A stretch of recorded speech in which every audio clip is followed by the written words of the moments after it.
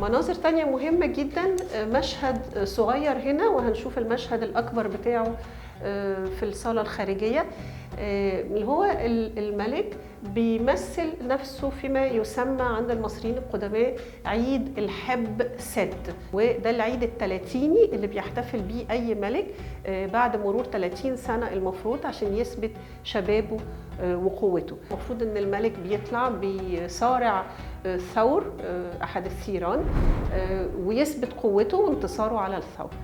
طبعا بطبيعه الحال احنا في اغلب النصوص اللي لقيناها عن عيد الحب سد ان الملك كان بينتصر، ده دليل قوته وان هو بيجدد حكمه وبيثبت قوته على الحكم وشبابه وامكانيه استمراره في الحكم.